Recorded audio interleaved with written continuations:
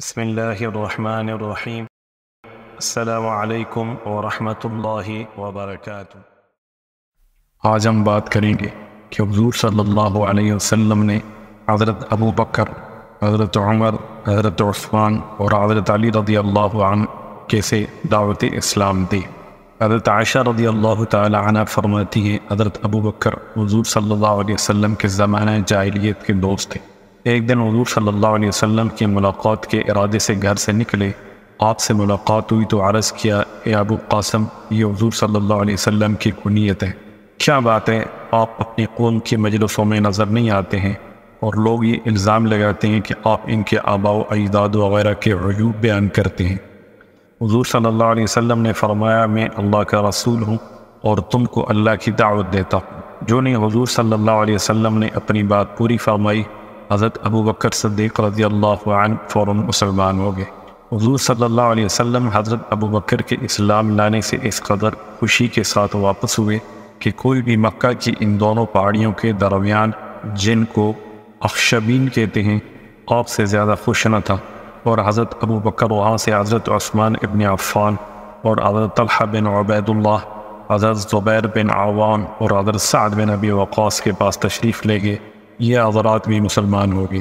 دوسری روز حضرت ابو بکر حضور صلی اللہ علیہ وسلم کے پاس حضرت عثمان بن مطعون، حضرت ابو عبیدہ بن جراح، حضرت عبد الرحمن بن عوف، حضرت ابو سلمہ بن عبد الاسد اور حضرت ارقم بن ابو الارقم کو لے کر حاضر ہوئے، اور یہ سب حضرات بھی مشرف با اسلام ہوئے۔ ایک دوسری روایت میں ہے کہ حضرت ابو بکر صدیق رضی اللہ عنہ کے حضور صلی اللہ علیہ وسلم سے ملاقات ہوئی تو انہوں نے عرض کیا، اے محمد، قریش جو کچھ کہہ رہے ہیں کیا وہ صحیح ہے؟ آپ نے ہمارے معبودوں کو چھوڑ دیا ہے اور آپ نے ہمیں بیوقوف بنایا ہے اور ہمارے آباء و اجداد پر کفر کا الزام لگایا ہے۔ آپ نے فرمایا، ہاں، یہ سب صحیح ہے۔ بے شک میں اللہ کا رسول اور نبی ہوں۔ اللہ نے مجھے اس لیے مبعوث فرمایا ہے تاکہ میں اس کا پیغام پہنچاؤں۔ میں تمہیں یقین کے ساتھ اللہ کی طرف دعوت دیتا ہوں، اس کا کوئی شریک نہیں ہے، اس کے سوا کسی کی عبادت نہ کرو اور ہمیشہ اس کی اطاعت کرتے رہو۔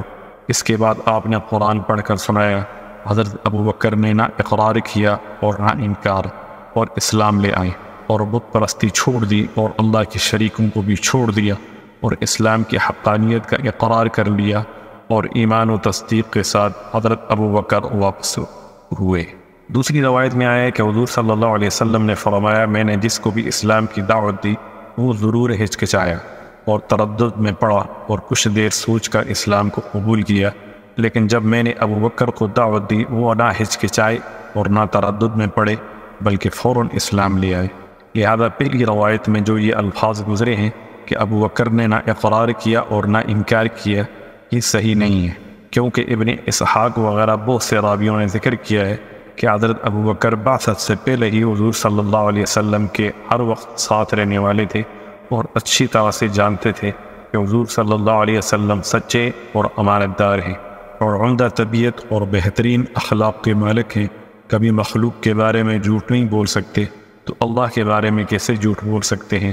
لہذا جو نہیں حضور صلی اللہ علیہ وسلم نے ان سے یہ بات ذکر کی کہ اللہ نے ان کو رسول بنا کر بھیجا ہے تو انہوں نے فوراً اس کی تصدیق کی اور ذرا برابر بھی نہ ہچکچائے اور نہ دیر کی۔ بخاری شریف میں حضرت ابو درداء رضی اللہ تعالی عنہ سے منقول ہے کہ ایک مرتبہ حضرت ابو بکر اور حضرت عمر میں کچھ جھگڑا ہو گیا تو حضور صلی اللہ علیہ وسلم نے فرمایا، اللہ نے مجھے تمہارے پاس بھیجا تھا۔ اس وقت تم سب نے کہا تھا کہ میں غلط کہتا ہوں، لیکن ابو بکر نے کہا تھا کہ یہ صحیح کہتے ہیں اور جان و مال سے انہوں نے میری ہمدردی کی تھی، تو کیا تم لوگ میری وجہ سے میرے اس ساتھی کو چھوڑ دو گے؟ یہ جملہ حضور صلی اللہ علیہ وسلم نے 2 دفعہ ارشاد فرمایا۔ اس کے بعد حضرت ابو بکر کو کسی نے کبھی کچھ تکلیف نہیں دی۔ حضور صلی اللہ علیہ وسلم کا یہ ارشاد اس بات کی کھلی دلیل ہے کہ حضرت ابو بکر سب سے پہلے اسلام لائے۔ اگر ہم بات کریں حضور صلی اللہ علیہ وسلم کا حضرت عمر بن خطاب کو دعوت دینے کے بارے میں، تو حضرت عبداللہ ابن مسعود رضی اللہ تعالی عنہ فرماتے ہیں کہ حضور صلی اللہ علیہ وسلم نے یہ دعا مانگی، اے اللہ، اسلام کو عمر بن خطاب یا ابو جہل بن حشام کے ذریعے قوت عطا فرما۔ چنانچہ اللہ تعالیٰ نے آپ کی دعا حضرت عمر بن خطاب کے حق میں قبول فرما لی، اور اللہ تعالیٰ نے ان کو اسلام کی بنیادوں کے مضبوط ہونے کا اور بت پرستی کی عمارت کہ گر جانے کا ذریعہ بنایا۔ حضرت ثوبان رضی اللہ تعالی عنہ کی ایک حدیث صحابہ کرام کے لیے سختیوں برداشت کرنے کے بارے میں ہے۔ اس میں حضرت عمر کی بہن فاطمہ اور ان کے خامد سعید بن زید کی تکلیف برداشت کرنے کا ذکر ہے، اور پھر اس حدیث میں یہ مضمون ہے کہ حضور صلی اللہ علیہ وسلم نے حضرت عمر کے دونوں بازوؤں کو پکڑ کر جھنجھوڑا اور فرمایا تمہارا کیا ارادہ ہے اور تم کیوں آئے ہو؟ حضرت عمر نے کہا آپ جس چیز کی دعوت دے رہے ہیں وہ میرے سامنے پیش فرمائے۔ آپ نے فرمایا اس بات کی گواہی دو کہ اللہ کے سوا کوئی معبود نہیں، وہ اکیلا ہے، اس کا کوئی شریک نہیں، اور محمد صلی اللہ علیہ وسلم اس کے بندے اور رسول ہیں۔ حضرت عمر یہ سنتے ہی اسی جگہ اسلام لے آئے، اور حضرت عمر نے عرض کیا آپ اس گھر کو چھوڑیں اور مسجد حرام تشریف لے چلیں، وہاں جا کر کافروں کے سامنے کھلم کھلا اللہ کی عبادت کریں۔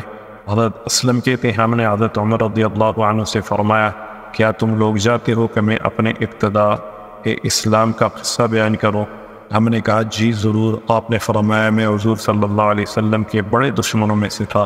صفا پہاڑی کے قریب ایک مکان میں حضور صلی اللہ علیہ وسلم تشریف فرما تھے۔ میں آپ کی خدمت میں حاضر ہوا اور آپ کے سامنے بیٹھ گیا۔ آپ نے میرا گریبان پکڑ کر فرمایا اے خطاب کے بیٹے مسلمان ہو جا، اور ساتھ ہی یہ دعا کی اے اللہ اسے ہدایت عطا فرما۔ میں نے فوراً کہا اشہد ان لا الہ الا اللہ و اشہد ان محمدا عبدہ و رسولہ۔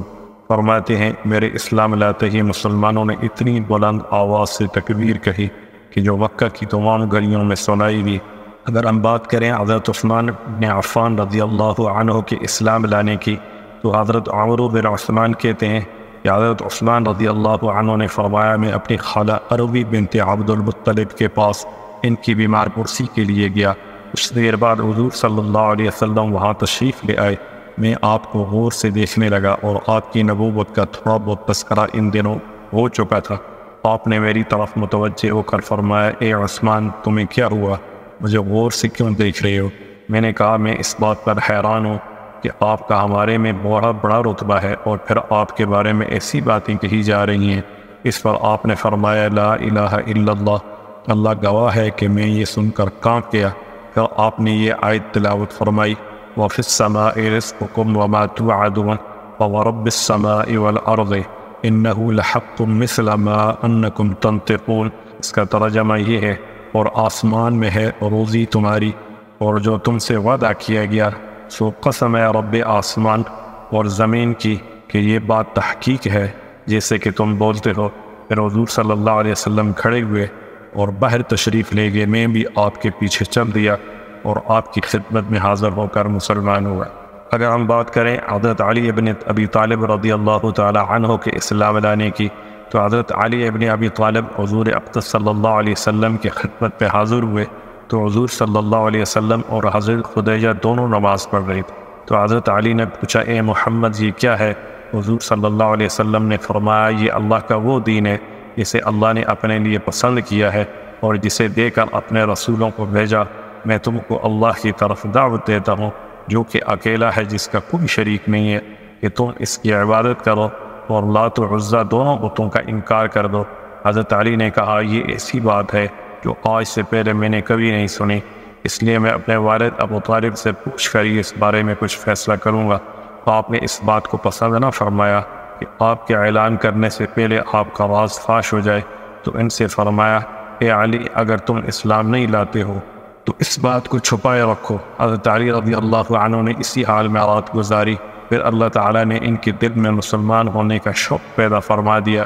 اگلے روز صبح ہوتے ہی حضور صلی اللہ علیہ وسلم کی خدمت میں حاضر ہوئے اور عرض کیا کل میرے سامنے آپ نے کیا بات پیش فرمائی تھی؟ آپ نے فرمایا اس بات کی گواہی دو کہ اللہ کے سوا کوئی معبود نہیں جو کہ اکیلا ہے، اس کا کوئی شریک نہیں، اور لات و عزا کا انکار کر دو اور اللہ کے تمام شریکوں سے برات کا اظہار کرو۔ حضرت علی نے حضور صلی اللہ علیہ وسلم کی بات مان لی اور اسلام لے آئے، اور ابو طالب کے ڈر سے آپ صلی اللہ علیہ وسلم کے پاس چھپ چھپ کر آتے رہے اور اپنے اسلام کو چھپائے رکھا، بالکل ظاہر نہ ہونے دیا۔ خطبہ عرفی کہتے ہیں میں نے حضرت علی رضی اللہ عنہ کو ایک دن منبر پر ہنستے ہوئے دیکھا، اور اس سے پہلے کبھی اتنا زیادہ ہنستے ہوئے نہیں دیکھا تھا۔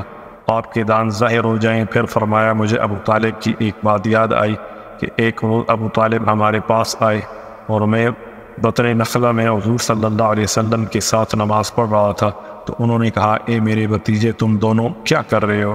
حضور صلی اللہ علیہ وسلم نے ان کو اسلام کی دعوت دی تو انہوں نے کہا کہ تم دونوں جو کچھ کر رہے ہو اس میں کوئی حرج نہیں ہے، اور سجدہ کی طرف اشارہ کرتے ہوئے کہا لیکن یہ نہیں ہو سکتا کہ میری سرین سجدہ کی حالت میں میرے سے اوپر جائیں، یعنی میں سجدہ نہیں کر سکتا۔